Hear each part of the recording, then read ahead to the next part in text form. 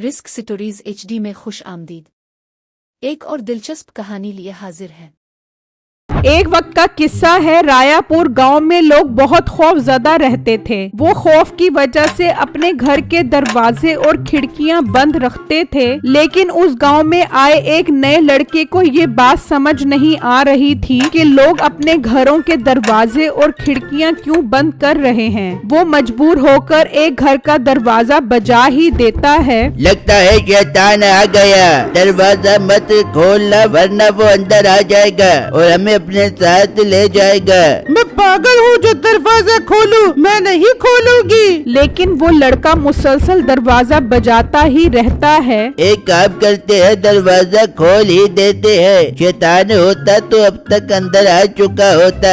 वो दरवाजा खोलते हैं तो सामने एक लड़का खड़ा होता है। शुक्र है शैतान नहीं है, हम तो डर ही गए थे कि कहीं शैतान तो नहीं आ गया। भाई ये शैतान कौन है और आप सब गांव वालों ने घरों के दरवाजे और खिड़कियां क्यों बंद किए हुए हैं? लगता है तुम इस गांव में नए आए हो। अगर तुम्हें उस शैतान का नहीं पता तो हम तुम्हें बताते हैं। वो एक आदमखोर है। जब भी उसका दिल करता है वो किसी न किसी को बहका कर अपने साथ ले जाता है और उसका दिल, कलेजी, गुर्दा, फेफड़ा खा जाता है। अरे भाई ये आप क्या कह रहे हो? मुझे तो सुनकर बहुत डर लग रहा है कि कहीं वो शैतान ना आ जाए और मुझे अपने साथ ना ले जाए। भाई जाओ जाओ, अपने घर जाओ और दरवाजे खिड़कियां बंद कर दो। ऐसा न हो वो शैतान आ जाए। बिट्टू ये सुनकर वहाँ से चला जाता है और घर आकर अपनी बीवी को बताता है, जिसे सुनकर वो भी डर जाती है। अरे अरे ये आप मुझे किस गांव में ले आए हो? ये तो शैतानी गांव है, मुझे नहीं रहना यहाँ पर। बेगम ये तुम कैसी बातें कर रही हो? हम ये गांव छोड़कर नहीं जा सकते। अब हमें इसी गांव में रहकर अपना गुजारा करना पड़ेगा।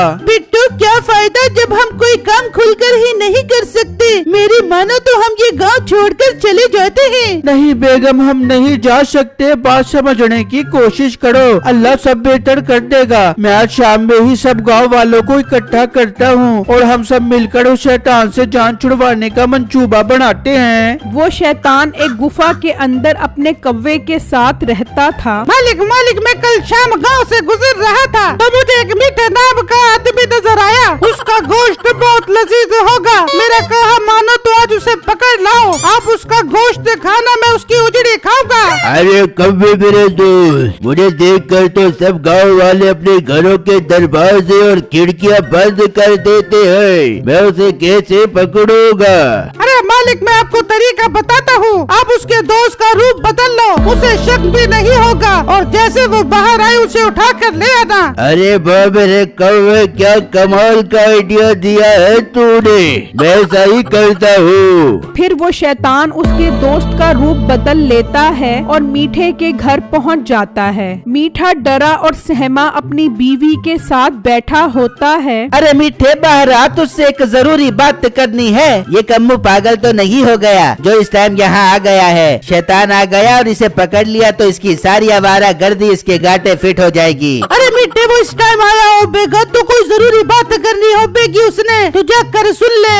अच्छा बेगम मैं जाता हूँ। मीठा दरवाजे से मुंह बाहर निकालता है तो सामने उसके दोस्त की शक्ल में शैतान खड़ा होता है। हाँ कम्मू बात बता, क्यों आया है यहाँ पर? अरे मीठे बाहर तो आ, फिर ही तुझे बताऊंगा मैंने क्या बात करनी है तुझसे। मीठा बाहर आ जाता है। कम्मू जल्दी बता, ऐसा ना हो शैतान आ जाए। शैतान आ जाएगा क्या मतलब? शैतान तो आ गया है। शैतान का नाम सुनते ही मीठा गायब हो जाता है। ये मीठा कहाँ चला गया? हाय धत तेरे की, तू तो बहुत डरपोक निकला। नीचे क्यों छुप गया है? बाहर निकल। तू बात बता, क्या बात करनी है, वरना मैं बाहर नहीं निकलूंगा। मैं तुझे अपने साथ लेने आया हूँ, मैं नहीं जाऊंगा। कैसे नहीं जाएगा? तेरे तो अच्छे भी जाएंगे। फिर वो शैतान अपने रूप में आ जाता है और मीठे को लेकर वहाँ से गायब हो जाता है। हाय ये तो कम्मू की शक्ल में शैतान था। है शैतान मेरे मिट्टी को उठा के ले गया, मैं मर गई। मैं भी जाके गाँव वाले को बताती हूँ। नसीबो घर से निकल के गाँव वालों के पास जाती है तो बिट्टू पूरे गाँव वालों को इकट्ठा करके खड़ा होता है। हाय मैं लुट गई, शैतान मेरे मिट्टी को उठा के ले गया। ये तुम क्या कह रहे हो?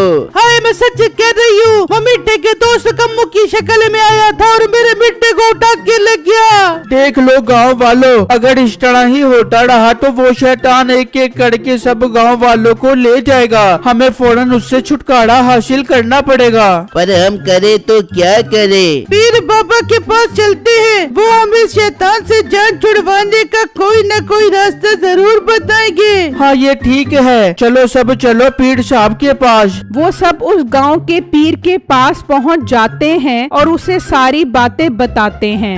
बच्चा मैं शैतान को उस वक्त से जानता हूँ जब तुम पैदा भी नहीं हुए थे। वो बहुत शक्तिशाली है, लेकिन मेरे पास उससे जान छुड़वाने का रास्ता है। बाबा जी आप हमें वो रास्ता बताओ ताकि हम सब गांव वाले उस शैतान के चंगुल से निकल सके। देखो ये एक नींबू है, तुम इस नींबू को जिस जगह पर भी काटोगे, अगर शैतान वहाँ गया तो वो तुम्हारी इजाजत के बगैर उठ नहीं सकेगा। पर पीर साहब हमें कैसे पता लगेगा कि शैतान इसी जगह पर आके बैठेगा?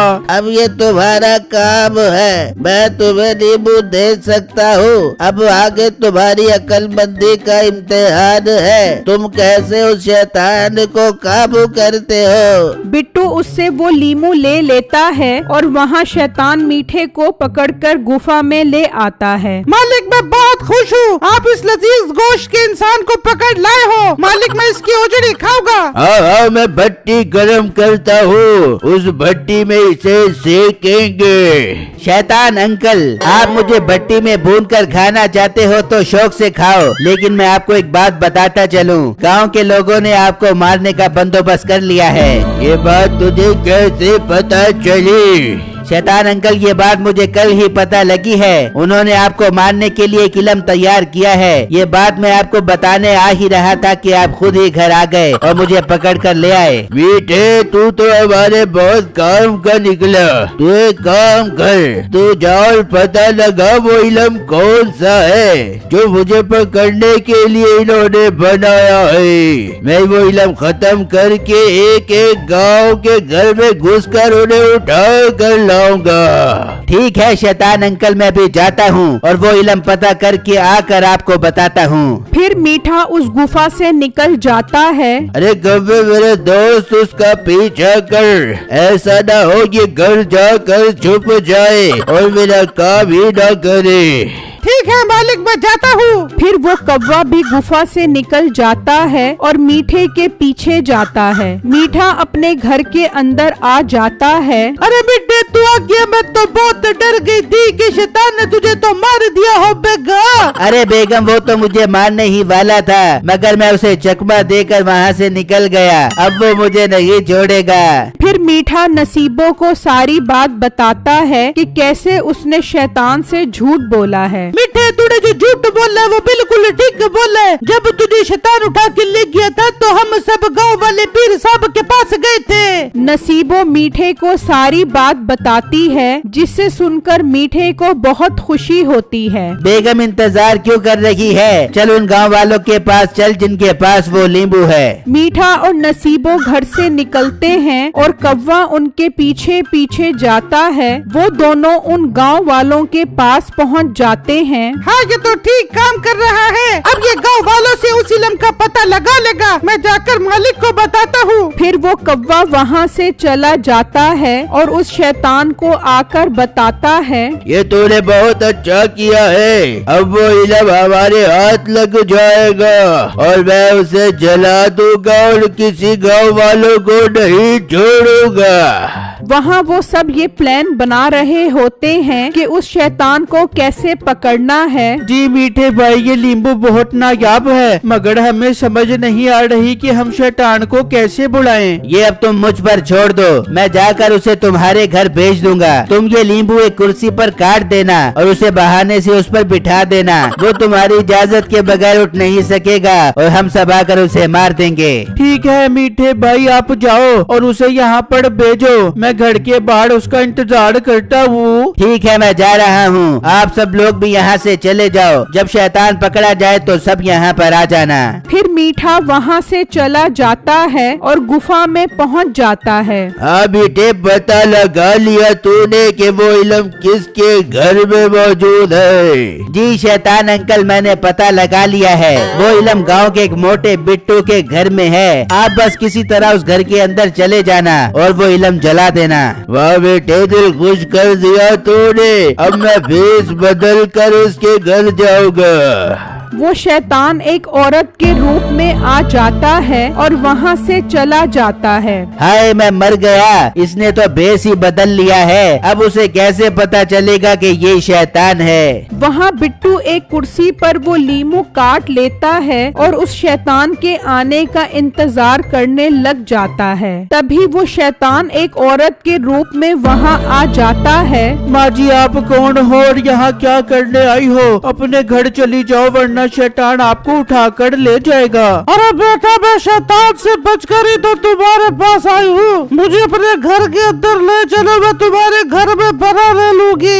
वो बात कर रहे होते हैं कि अचानक बिट्टू की नजर उसके पाँव पर पड़ जाती है। ओहो, ये तो शैतान है जो इस बूढ़ी औरत के रूप में यहाँ आया हुआ है। क्या हुआ बेटा, सोच क्या रहे हो? मुझे अंदर ले चलो। माँ जी, आप एक काम करें, आप इस कुर्सी पर बैठ जाएं, मैं अंदर जाकर अपने अब्बू को दूसरे कमरे में भेजता हूँ। मेरे अब्बू बहुत आशिक मिजाज हैं, ये ना हो वो आपको देखकर आप पर लट्टू हो जाएं। अरे बेटा, मैं बहुत मगरूर लाला हूँ, किसी के हाथ नहीं आने वाली। पर फिर भी आप इस कुर्सी पर बैठ जाओ, हम लोग पर्दे का बहुत ख्याल करते हैं। फिर वो औरत उस कुर्सी पर बैठ जाती है। चल कव्वे, अब तक तो शैतान अंकल ने वो इल्म हासिल कर लिया होगा। चल उसके पास चल। फिर वो दोनों गुफा से निकल जाते हैं और नसीबो घर से निकल जाती है और वो सब वहाँ पहुँच जाते हैं। चलो माँ जी, अंदर चलो।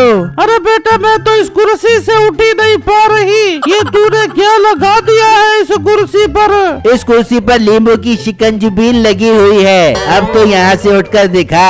तभी वो शैतान अपनी असल शक्ल में आ जाता है। बेटे, ये तूने मेरे साथ धोखा किया है, मैं तुझे नहीं छोड़ूंगा। तू मुझे नहीं छोड़ेगा तब जब तू इस कुर्सी से उठेगा। अब हम तेरा वो हाल करेंगे कि तू याद करेगा। फिर वो सब उसे पत्थर मारते हैं। हाय, मेरे शैतान मालिक रजिया आंटी बनकर यहाँ आए थे और रजिया गुंडों में फंस गई। मैं तो अपनी जान बचाकर निकलता हूँ। और वो कौवा वहाँ से भाग जाता है और वो सब उसे पत्थर मार मार के जान से मार देते हैं।